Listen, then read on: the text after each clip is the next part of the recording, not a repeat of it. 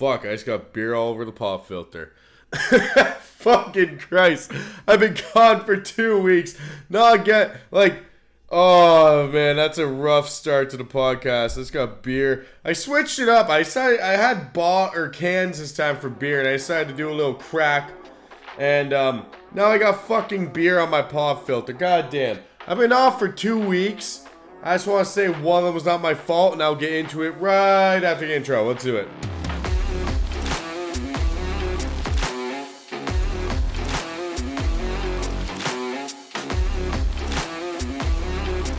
The Honestly Lazy Podcast.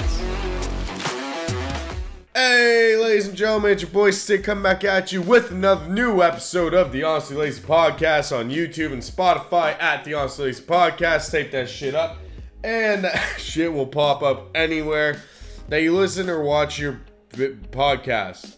Okay, you can only watch on YouTube, but you can listen to it either Apple, Spotify, and all that good type of shit. Now, I know I've been gone. I'm sorry about that, but you gotta go. Oh, fuck. As you can tell, I'm coughing. This is one of the reasons why I didn't upload for 1 week, but I'll get into it in a sec. If you are a fan of the show, if you've been listening or watching for a while, please just subscribe. I don't even know where I'm at. I didn't upload for 2 fucking weeks. I'm probably down. Let's see what the Honestly Lazy is at right now, ladies and gentlemen. Live. Pre-recorded on my thing. 65. Wait, what was I at before? Okay, 65. Okay, so we're still at 65. I get it. It's hard to really make it as a podcaster on YouTube because everybody does it. And then you have the big boys like Ryan Long, No Jumper, fucking Full Send, Impulsive, and all these other already big YouTubers are doing podcasts. So for the little guy like me, I'm pretty much fucked, but I'm having fun doing it. And like I say, I'm just trying to get to 100 subs by the end of the fucking year. It's already June. My expectations are getting lower and lower and lower about hitting this goal of 100 subs. But, I will always try and try. Now, the fact that I didn't upload for 2 weeks is probably a big issue of getting people to subscribe to the channel. Now, let me explain myself of why I was gone for 2 weeks. Now, I came up with a new system to do this podcast. My system is... Fuck! Oh my god, there's going to be so much swearing in this because it's like a weird thing of me where I just hack up a lung and then instead of saying excuse me or anything, I just say fuck. So there's going to be a lot of that. I'm probably already going to be age restricted on YouTube for how many times I've already said it, but we're just going to keep rolling with it. Maybe the beer's making me cough. Well, I'm going to truck on through. I decided to come on up with a new system of doing this podcast because just me doing it by myself and shit, it's a lot of work. And it's just only me, and I kind of get even sick of myself, listening to myself talk every single week. And on top of the fact, I record for 3 nights a week, sometimes even 4, to get the podcast out. And it takes a lot from me, and my girlfriend really doesn't like how I'm always in the fucking office filming when we should be spending time together. So I decided to take 2 weeks. So I upload 2 weeks, then I take a week off and keep doing that. So my first week off, that was just a week off. I said, you know what, I'm going to take a break. It starts draining you and shit, the podcasting type thing, especially when you have no co-host and shit, no one to really bounce shit off of, and it's just you talking into a fucking camera. It drains you, and I'm not complaining about that at all. I don't care. Like, I love doing this. I would do a morning radio show just by myself if I had to. But it does drain you. And on top of the fact that I don't get paid to do this every day, it kind of makes me think I can take a break from time to time. But my loyal fans, the people who actually do listen to podcasts and shit, if I don't upload for a week, they actually get fucking mad at me and say, what are you doing? I bet you all you're doing is iRacing. Now, they're not wrong. I usually, on that week off, all I do is fucking iRace all week and drink beer and play guitar and that type of stuff, Maybe read a book, a little bit of Dr. Seuss, the best MC to ever live, a little bit of Robert Munch, that type of stuff. But I started that. I was like, all right, I'm going to take this week off and I'm going to just chill. And then next week I'll get right back into it like I always do. And then I got very, very, very sick. I mean, very sick. I mean, like, gnarly, like 2 years of this fucking COVID shit. And I think I actually got COVID, and this was worse. But I didn't have COVID.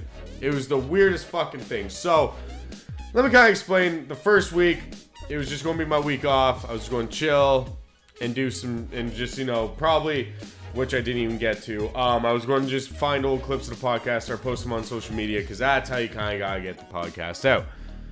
That never happened. And then a good buddy of mine, Johnny Mac, decided, let's go see Zach Brown Band in Toronto. Me only knowing like the songs that are on the radio, I was like, that sounds like a good time. Because everything they play on the radio of Zach Brown is fucking amazing. So I went into this concert not knowing a lot of Zach Brown. And I came out not only loving Zach Brown and listening to him all day the next day, but it was the longest show. Their set was 3 hours long. And I had fun throughout the whole fucking thing. And it's probably the reason why I got sick.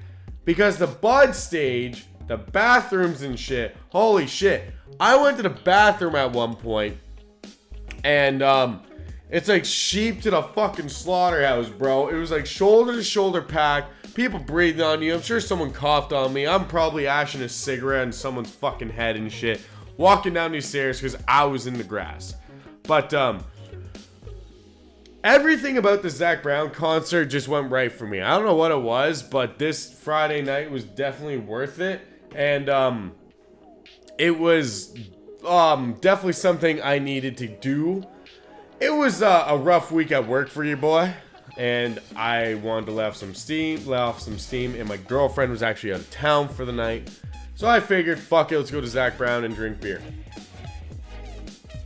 Now, of all the places, he's playing at the Budweiser stage, which, Budweiser being my favorite beer, it's just a win-win. Now, when it comes to the Budweiser stage, it's a great place. You get to sit outside, you sit on grass, you stand in grass, you party, and you have a lot of fun. The bad thing about the Bud stage is that they have King cans there, and I don't know how much I spent.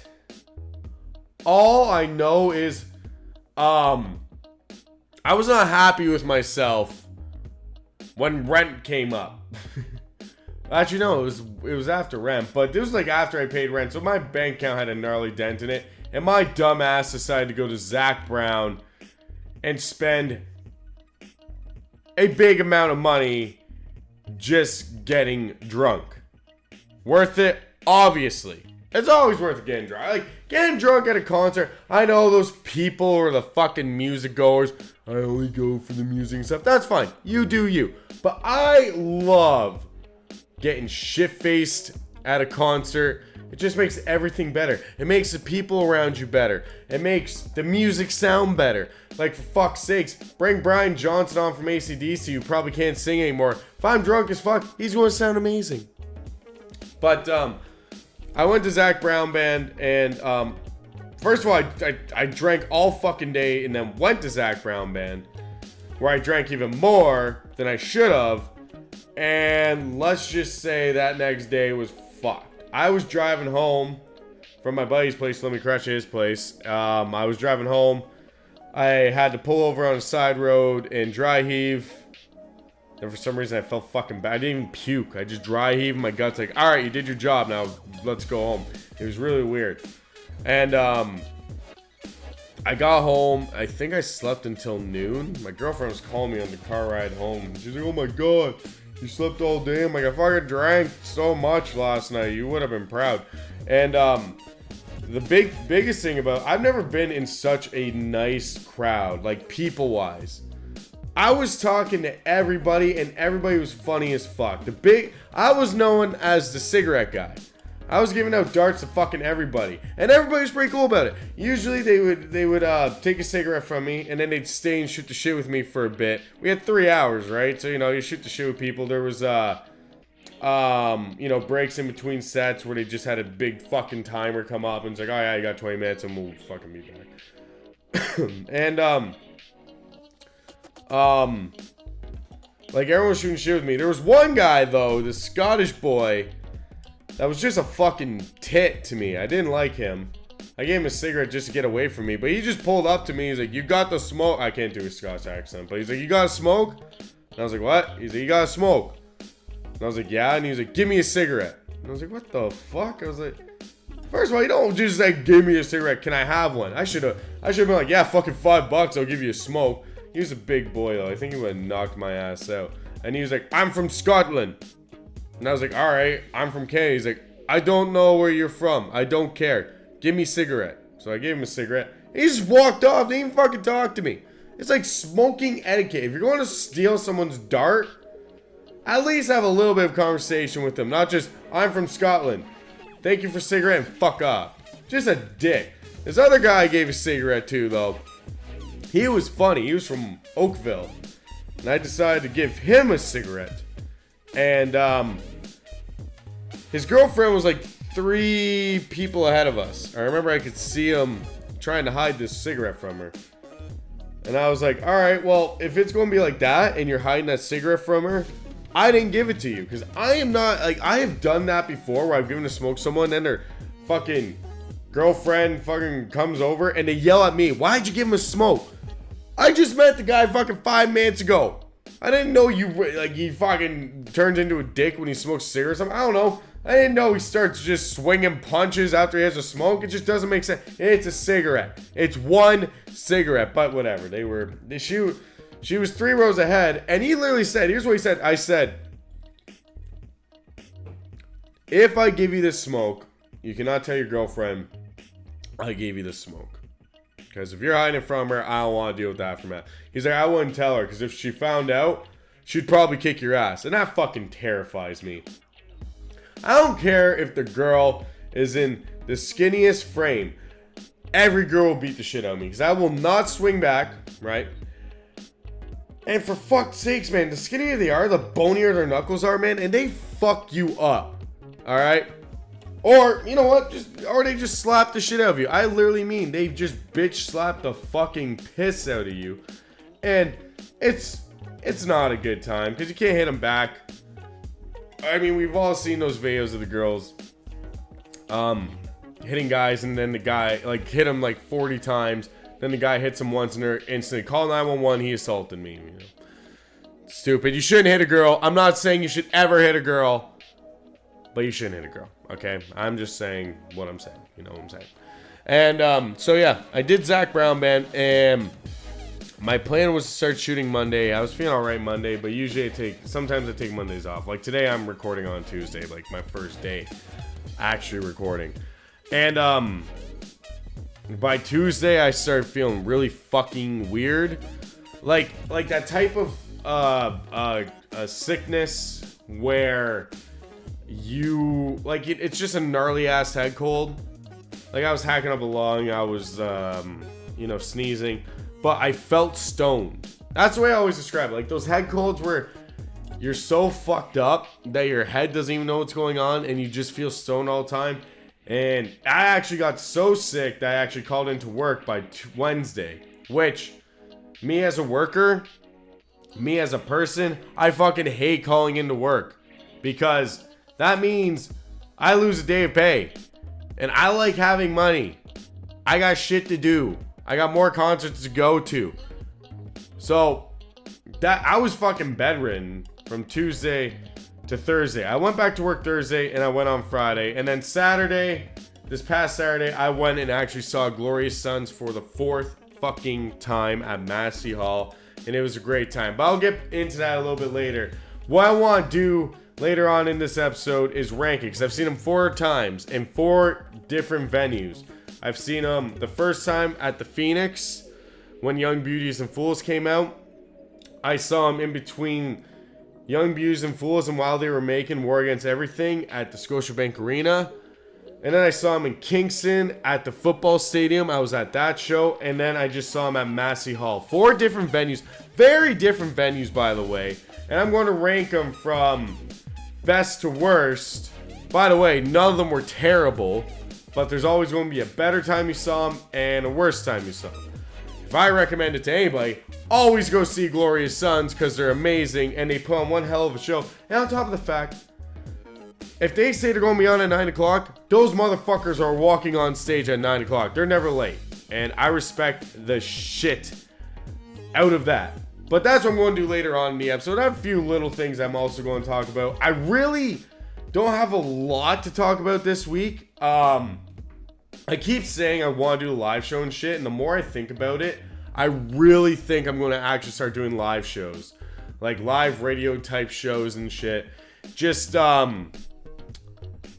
probably not daily. It would turn into a daily thing if I actually start getting a following and shit.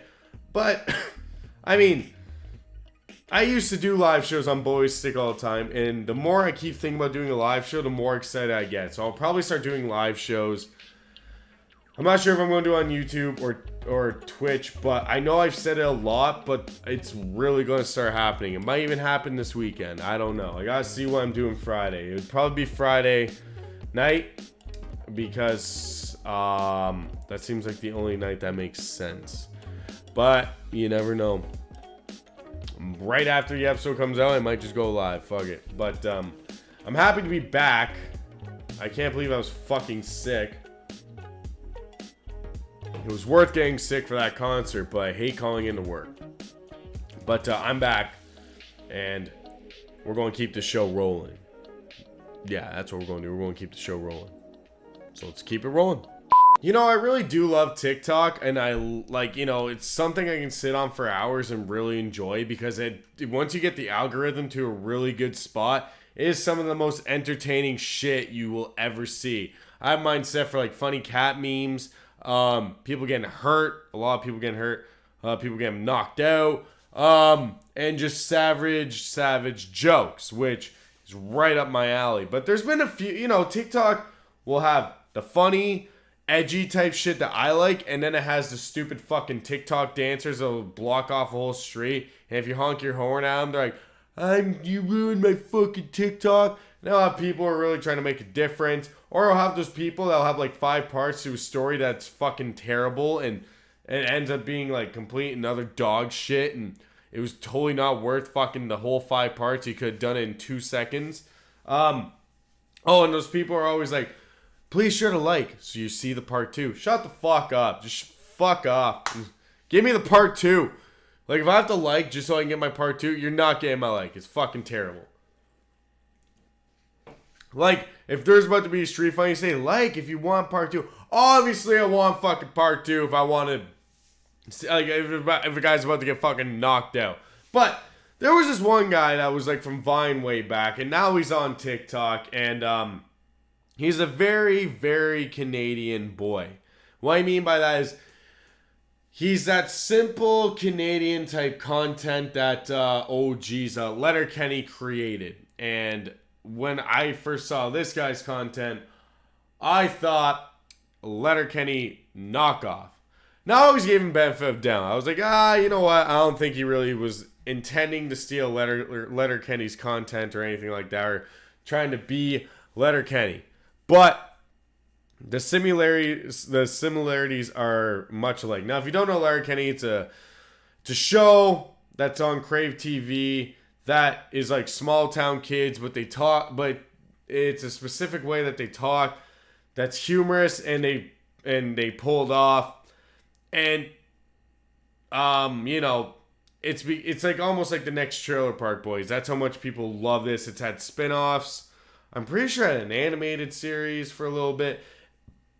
Excuse me. It got so big to the point where they actually went on a live tour, in which case I actually went and saw them. I was a huge fan of Letterkenny, and this guy, I always kind of felt like, okay, you're just trying to be like Letterkenny with the high-pitched voice and everything, like the higher tone voice and stuff. I really felt like he was Letterkenny. So, I'm just going to show you this. I'll read it because I know there's a lot of people on Spotify that don't actually watch this shit. But I'll just play this for you. This is like a sample of his content. And the reason why I actually am showing a sample is because he answered a question where someone said stop ripping off Letterkenny. So I'm just going to give you a sample. And we'll continue with this, little thing. Oh, for fuck's sake. Absolutely goddamn ridiculous. This jizz wizard has worse aim than Helen Keller trying to play Call of Duty. So, I mean, it's really like, it's that basic, like, everybody, if you're trying to do Canadian humor, it's quick. You know, you just get as much, like, clever type shit out before your 7-second Vine ends. You know, this is back when Vine was a thing. This was a sample of his Vine. In the most Canadian thick accent that you can do. And even that video right there, I was like, damn, dude, that's like a lot like Letterkenny. But in the comments, so it says, quit ripping off Letterkenny. And, you know, I guess he got sick of everyone saying he's ripping off Letterkenny because he actually responded. He said, I started making content like this on Vine in 2013. 3 years before Letterkenny even came out. And I could hear the tone in this of him kind of being like, yeah, fuck these guys. Like, you know, I'm an OG, Letterkenny copied me. But what this guy doesn't know, that I do know, that maybe he was trying to cover up and maybe he didn't think anybody would find out, is that Letterkenny fucking started on YouTube as a YouTube channel called Letterkenny Problems. That is literally right here. And here's a little sample of Letterkenny Problems. So, friend's barn cat had kittens, so you took one, but fuck is it stunned. Your friends are out picking off groundhogs down the side road and they want you to come, but your dad's got the 22 and your gas tank's dry as a fart. So as you can kind of tell from that quick little sample, they do sound a lot alike. So this was the original Letterkenny thing. It was called Letterkenny Problems and it was on YouTube. And so this guy says, I started making this type of content in 2013, 3 years before Letterkenny even came out.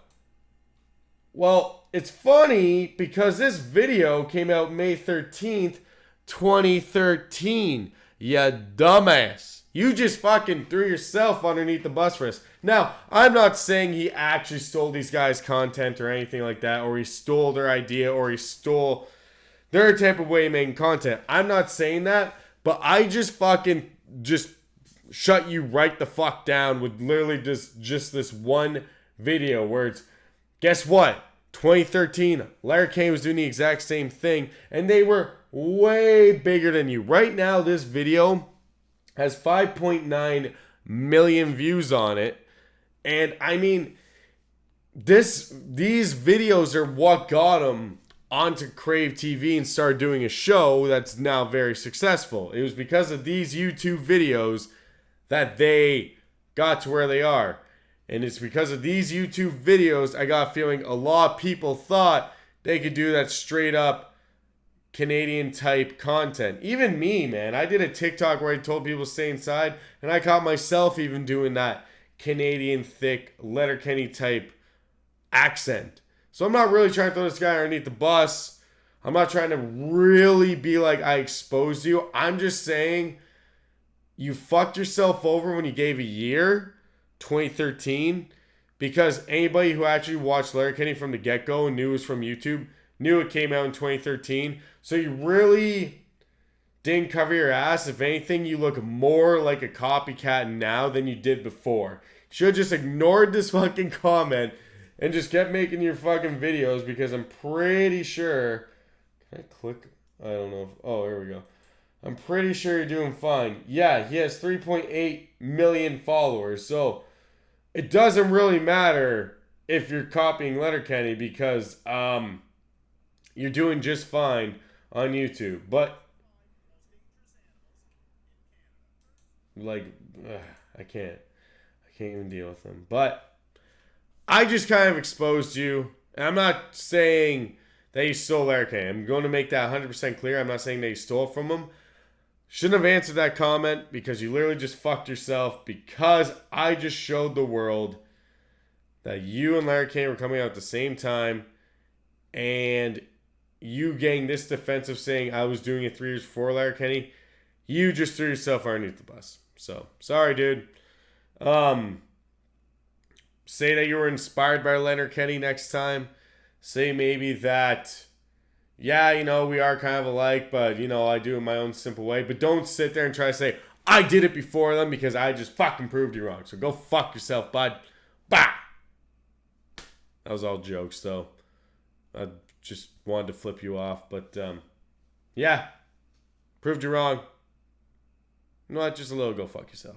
The Honestly Lazy Podcast. You know, in the streaming industry, I really don't get too much about it and why people donate so much money like they do to streamers. Now, I get it. If they're good at a video game or something, obviously you want to give them a little bit of money to kind of celebrate them being good at a video game. I get that. And I get a lot of things that people kind of do. I just don't understand streaming in the big things more than anything. I don't understand how people can sit there and watch it for so long. Just a guy gaming and gaming and gaming. But I'm guilty for just watching YouTube for hours and hours on end.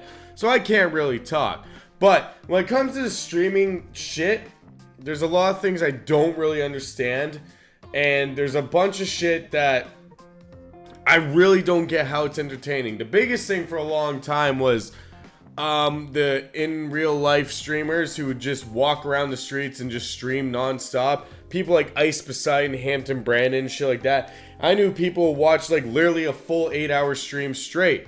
For like 5 minutes of good content, they would watch 8 hours and say these guys are fucking hilarious. And I never really understood why. But I will say this guy has created a different way of doing things, which is very, very, very entertaining. So there's an Aussie creator on TikTok that I have discovered through Creators Flicked that actually makes $30K a month by letting viewers wake him up during his TikTok live streams. Now, if you look at his little Jimmy Ray contraption here, I'll try to pull it up. I think I got it somewhere. I do.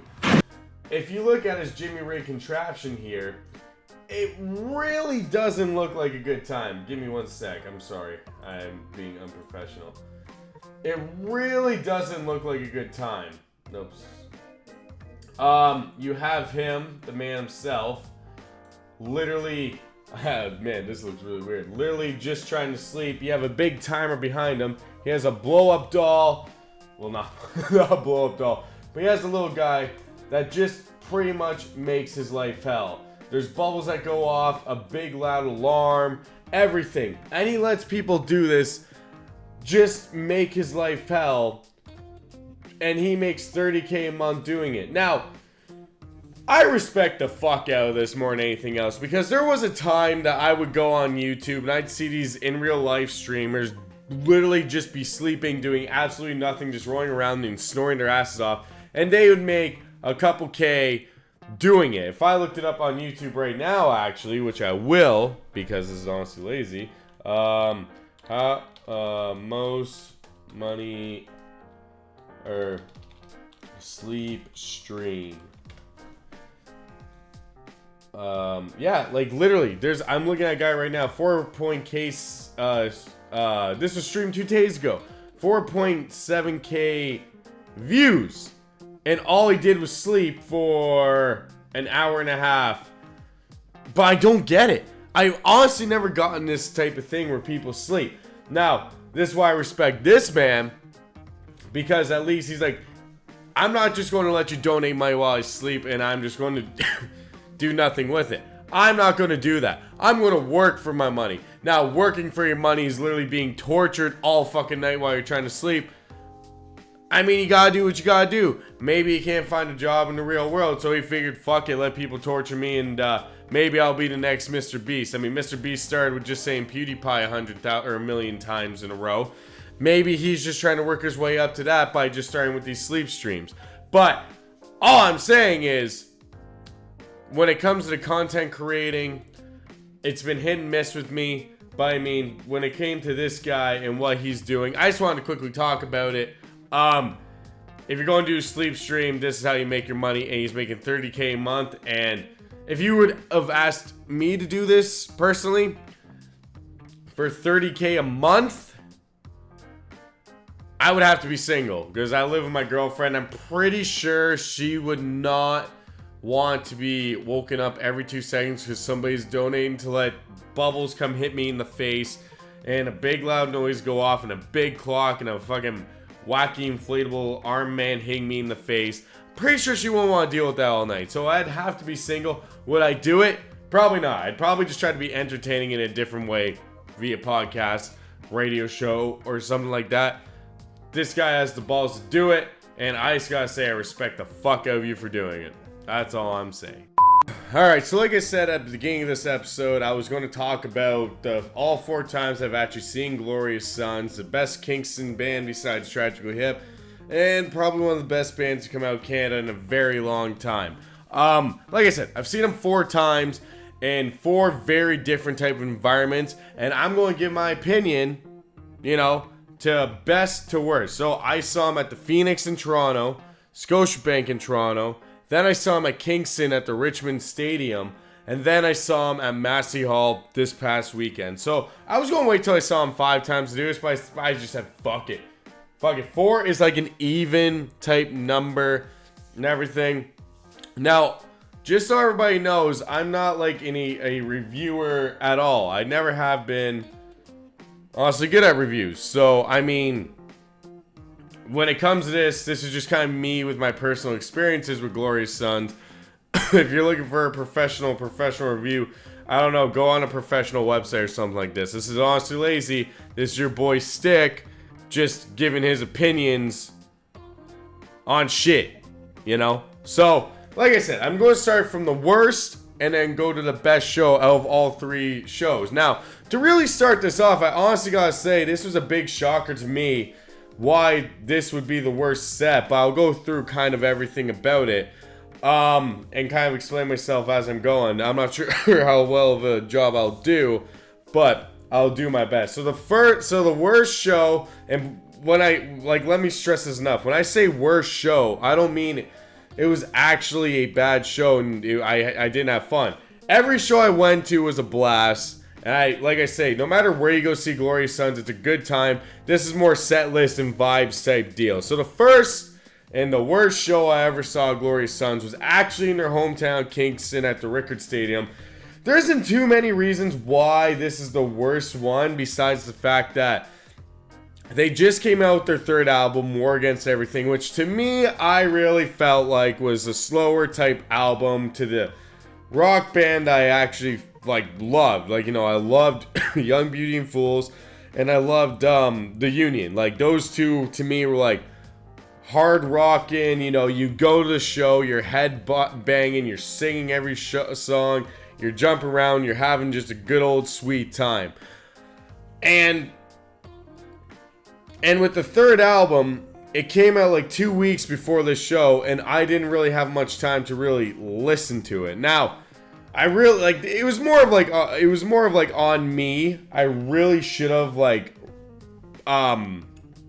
kind of, I don't know, I guess I should have just listened to it more before I went, but you know, life sucks and I got busy. And the big thing was about this show is that they played a lot of the new album, which doesn't make it a bad time, but it definitely makes it a harder time to enjoy yourself when you don't know every word to every song.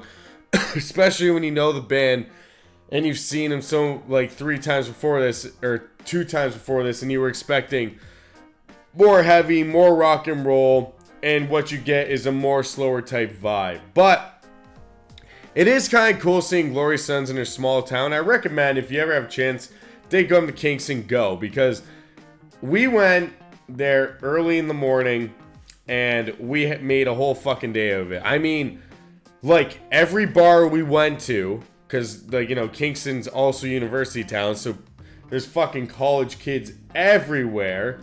But we were going up and down the strip, and every bar was Glorious Sons. And if it wasn't Glorious Sons, it was Tragically Hip. Everybody was actually very friendly, but the big thing is, if Glorious Sons is coming to your town, or to Kingston, like, I shit you not, the service in the restaurants were slow. Not by any means. It was because all the waitresses and whatever were booked off that day to go see Glorious Sons, so everywhere was literally short-staffed. But it was kind of cool exploring Kingston. I haven't really explored it a lot, and I haven't really done it since I was a kid. So it's kind of cool going back and seeing it as an older person. And what I mean is, it's kind of cool seeing it when you're drunk as fuck and enjoying the environment with everybody else. Because no matter where you walked, it was Glorious Sons fans. Like, literally that day, we were sitting in a bar. Me, my brother, and my buddy David. We were at a bar, just, having some drinks before the show. And this girl comes up to us and she's like, hey, can I stay with you for a bit? And we're like, yeah, sure, it's all good. And she's like, I'm here for the Glorious Sons concert. You guys? I think I was wearing my Glorious Sons, okay, I'm saying Glorious Sons too much. I'm pretty sure I was wearing my sweater that was like their merch. And I was like, yeah, we're here for me. We're here for them. We drove like 3 hours to see them. And she was like, oh, I have you beat. I'm like, oh, where'd you drive? She's like, 8 hours. I'm like, fucking 8 hours? Where the fuck are you coming from? This girl came all the way from Virginia in the States just for a one night, watch Glorious Sons, sleep in her car, and go home. Like, dedicated fucking fan. She met him in the States, because when they go to the States, it's smaller venues. I don't know how it is now. They did just play the Red Rocks, so they're definitely getting bigger there. But when she got to see him, it was at like a fucking bar. The type of experience, which is like the first time I saw him, which was at the Phoenix. That was the type of experience that she got, and that's the type of experience that you got to see these guys when you go see them.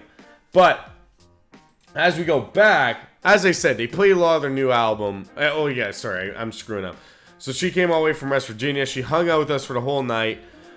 We get back to our car because you parked in a fucking field all day, and it was just tailgating everywhere. It was kind of a cool kind of experience to see the tailgating side of things, because I've never really been to a tailgate, except for like Head of Trent and Peterborough. I've never been to like a concert tailgating type thing. It was cool. I actually got the balls to smoke a little bit of a gagger that night, and God was looking over me, because usually when I smoke a little bit of a gagger when I'm drunk, I instantly puke, and the Lord was just kind of like, I got this, you'll be fine. So, I mean, the environment and the crowd was cool. I mean, it was packed in a fucking football stadium. It was a different kind of experience. The cool thing that kind of came out of this night, though, is that they actually put that concert on vinyl. And I don't know why, but I'm just kind of like, oh my God, I was like in that crowd that's now on vinyl. And that vinyl's been out for fucking 2 or 3 years, and I still haven't bought it because I'm lazy. But I also don't really want to buy it. Like, I do, excuse me, I'm gonna, but I don't really want to, because the biggest reason why this is where it is, which is the worst show, even though it was still good, was the set list and the set list choice.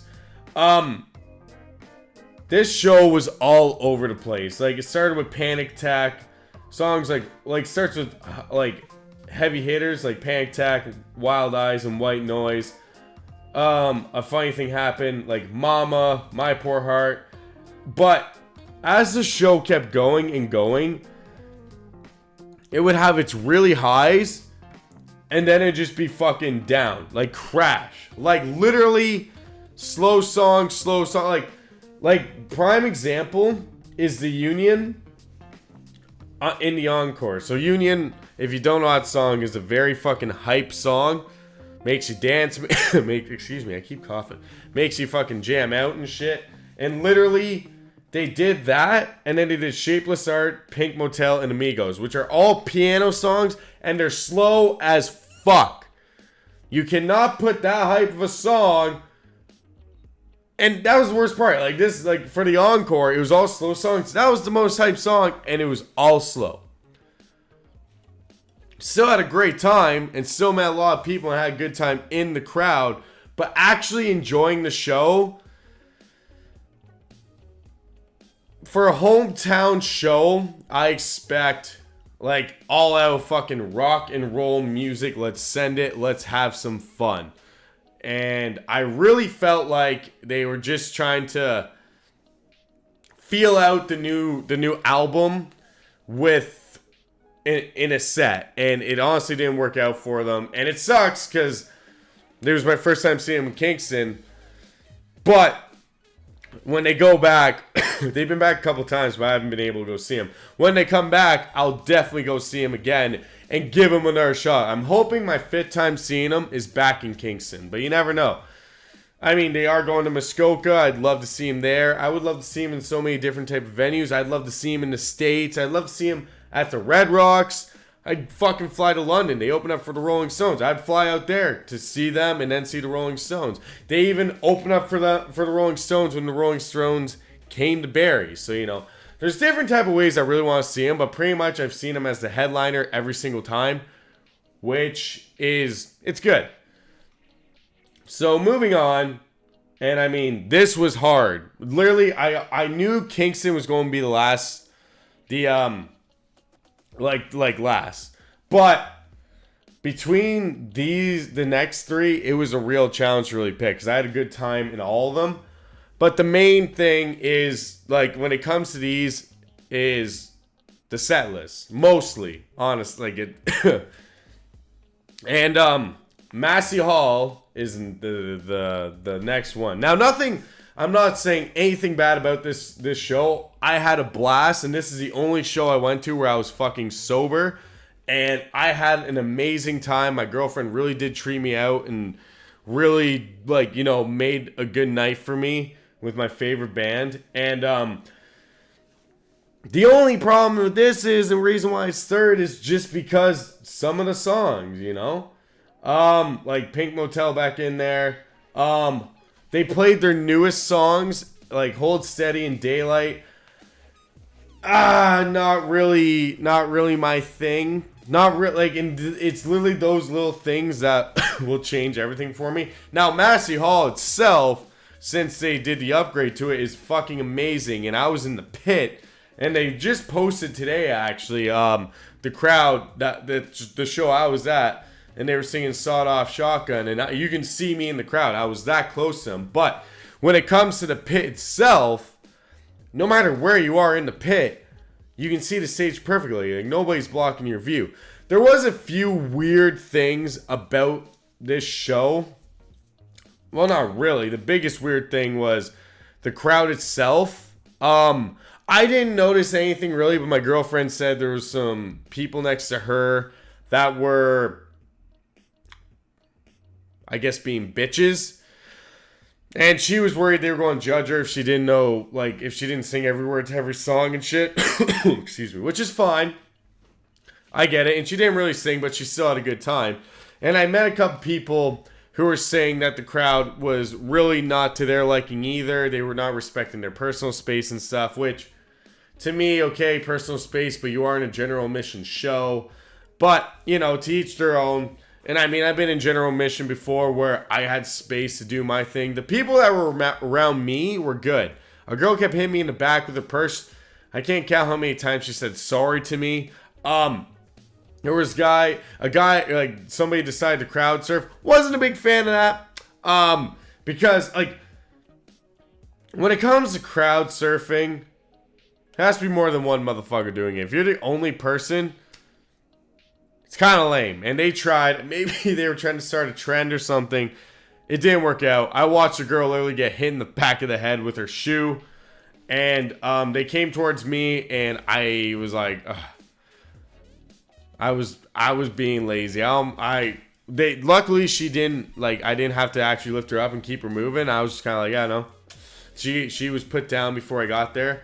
Someone actually hopped on stage and started ducking security. That was really funny to watch, and even Glorious Sons themselves were watching. The cool thing about the Massey Hall show was, like, my girlfriend didn't really like it, but they were mixing songs in. So, like, for the Union, they put in Thorogood, like, Who Do You Love? You know, the big thing with Glorious Sons that a lot of people who, like, don't really get is that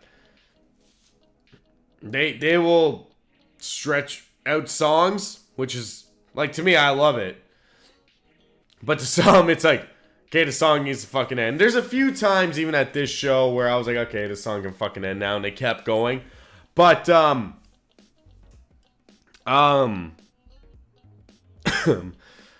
Yeah, like, the cool thing was Brett with the harmonica. He actually tossed his harmonica into the crowd, gave it to a little girl. And I was very fucking jealous because I wanted that harmonica. I wanted Brett to sign it, but fuck, the little girl got in. I can't fucking steal from a little girl. I get the shit kicked out of me by everybody in the crowd. But were other shows during COVID, you know, this is funny to think about. When I've seen other shows, I've been to a few, they don't even get off the stage because of the COVID protocols and shit. Brett literally hopped right into the crowd, was shaking people's hands and shit. Just like zero fucks given about COVID. And he even said, like, I will never take advantage of this again. I, like, you know, almost like he was like, I'm sorry, you know, maybe for the past things. I don't know what he's really done, but he said sorry. And, you know, there was a bunch of cool, like, there was people in the crowd with their shirts just, you know, swinging them in the air. People showing off their guts and shit. I was wearing I posted on my story a very tacky fucking button up like this that I'm wearing right now. In shorts, and I was worried. I was like, man, I'm going to get judged so fucking hard. And then when I left, I was like, that was the best fucking call I could have ever done, man. I've never been able to breathe so well in my clothes at a show, so I'm going to keep rocking this shit to every show, because honestly, I don't really care what people think. And if it's going to keep me comfortable, then why the hell would I not, you know, just wear it? I'm comfortable. Leave me alone. But for the Massey Hall show, I can't believe it. It is here, but, you know, what can you do? I'm moving my camera around while I'm doing this. I love this. It's third. Still an amazing show. And if they come back to Massey Hall, I'm definitely seeing them again because, like I said, you gotta see Glorious Sons in the small venues before you see them in the big ones. Which is really ironic because number 2 is the Scotiabank Arena. Now, the only reason this beat Massey Hall was the set list. That's the only reason why Scotiabank actually beat it. Because this show was non-stop bangers. Same type of issue. Some songs they did drag out a bit too long and stuff, but it was hype. It was just non-stop jamming. There was a couple they knew when to slow it down, but mostly this whole show was just singing, screaming, partying. Like, we had a nice hotel. We always do hotels for Glorious Sons.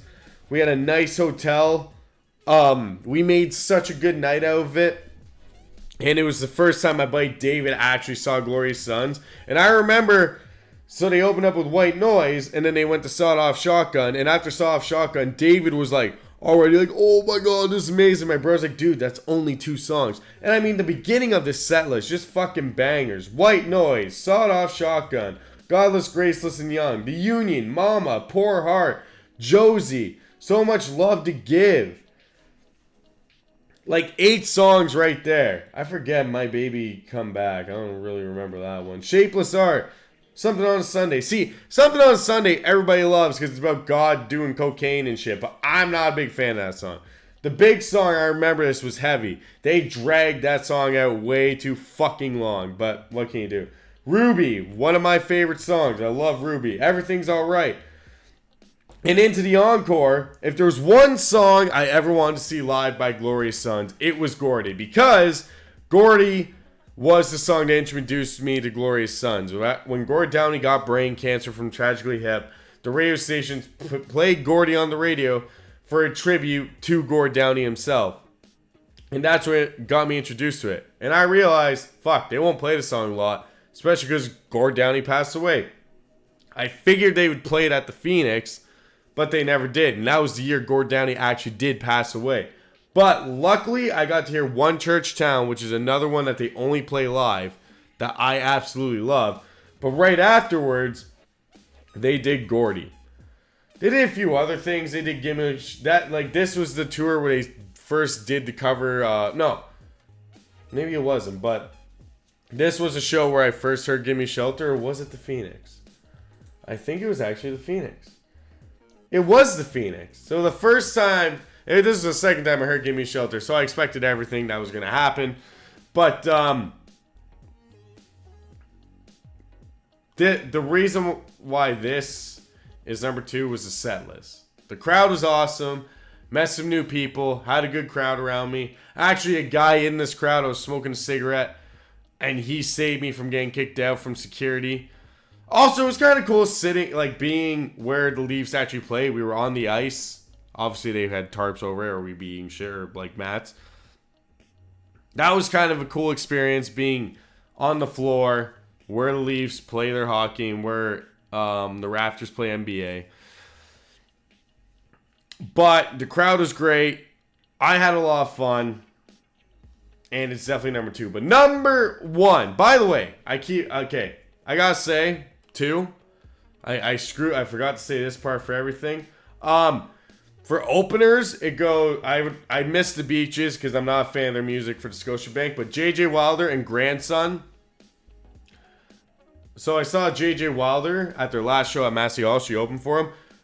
Next Lee Aaron, I'm telling you, she is fucking amazing. She can sing and she can like fucking rock. So good for JJ Wilder. I hope she really is the next Lee Aaron because I think she is amazing. Not only is she good looking, but she can fucking sing and rock. And she can get that crowd going. She had me going. I only knew like 3 songs from her, and that whole set I was like, oh my god, I'm having so much fun. And Grandson. So, Grandson, number 1, the Phoenix. Grandson opened up for him. This was the craziest thing about the Grandson thing. Grandson opened up for him. They said we're from Toronto, Ontario. We do a lot of shit in the States and stuff. I went out. I shook the Grandson's lead singer. I shook his hand. And I was like, yo, man, you're like Rage Against the Machine, like, mixed with USS. Like, this is sick. I was like, man, I really hope you guys make it because your sound is fucking too unique. And he said, thank you. The next day, me and my brother fucking coming home from that show, hung over as all fuck. Like, I'm trying not to throw up on the side of the highway. The Edge played Grandson. Said, these guys opened up for Glory Sons last night. This is our first time playing him. Grandson. It was a cool experience. Like, damn, we fucking witnessed that shit. But the Phoenix was their shortest show. It's 18 songs. But the set list, the crowd, shoulder to shoulder, amazing. This was the show that I wish everybody that I dragged to concert, the Glorious Sons afterwards, I wish they all came to this show. This was the perfect show. No big flashy stage. They don't do that a lot anyways, but no big flashy stage. Just 5 guys out on stage drinking beer and rocking the fucking night away. Every song was a banger, and the only reason why this is number 1, it's because all they had was Shapeless Arts, Young Beauty and Fools, and The Union. And those 3 albums, I loved every single one. Like, on repeat, I can listen to those albums nonstop. And no matter what they were playing, I knew every word to it. That's why this is number 1. But the crowd was insane, except for one Karen that tried to get my brother kicked out because we were jamming out to Grandson. And she told us to stop jumping, even though Grandson just told us to. We were jumping. She shoved us both and said, stop fucking jumping, in general admission. So my brother flipped her off and kept jamming, and she went straight to security and tried to kick her out. Luckily, this is the funniest part. We had a nice older, like 50-year-old woman who was just a Glorious Sons fan, and she saved my brother's ass from getting kicked out from that show. But he still got kicked out later because he was fucking way too drunk. Both of us were. That was the first outing where it was just me and my brother in Toronto, and we didn't do too many after before I shut him down because we were fucked. We got way too crazy. But this set list alone: White Noise, Sawed Off Shotgun, My Poor Heart, So Much Love to Give, Mama, The Union, I Want You, Shapeless Heart, Something on Sunday, Godless, Graceless, and Young, Praise You, Fatboy Slim cover, I don't remember that, Hide My Love, Ruby, Everything's alright. Come Down, Give Me Shelter, Kill Lights, and Amigos. Fucking, that's how you got to see the Glorious Sons. That set list right there will make you fall in love with them if you love rock and roll music, and that's why I love it. Now, a lot of people are like, oh, but they didn't play Lightning and shit. Fuck Lightning and fuck Heavy. Fuck all those songs. These are the rockin' songs, and these are the songs that keep you hyped, and you never want the show to end. And that is why the Phoenix was the best show. Crowd, everything. I mean, the Phoenix was just a funny night. We literally were trying to go in, and there was this older guy fucking trying to get in, and he was falling over drunk, so we told him to say that we're his kids and this is his birthday. When my brother got kicked out later, he ran into the dad, or who we call dad, and yeah, he was so drunk he didn't even know where he was. But this isn't the best review, I know, but this is my personal opinion of all the shows, best to worst, and worst is still an amazing show. I hope this will help you reconsider seeing Glorious Sons. If it didn't, at least you listened to me talk about it for about fucking, 25 minutes. Alright, ladies and gentlemen, that'll do it for this week of the Honestly Lazy Podcast with your host, me, Mr. BoyStick, just back at it, doing dumb shit.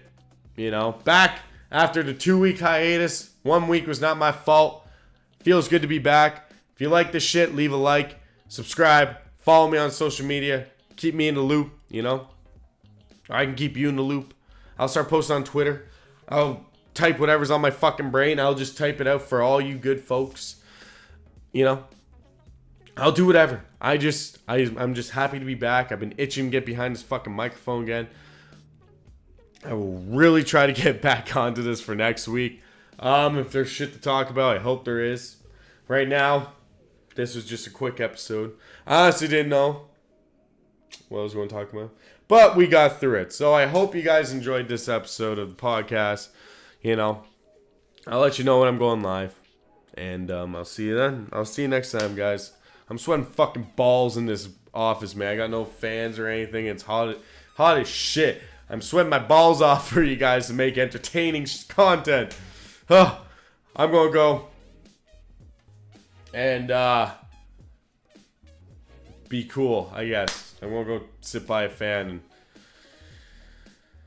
enjoy the rest of my week. I hope you guys have a good weekend, and yeah, I'll see you next week. The Honestly Lazy Podcast.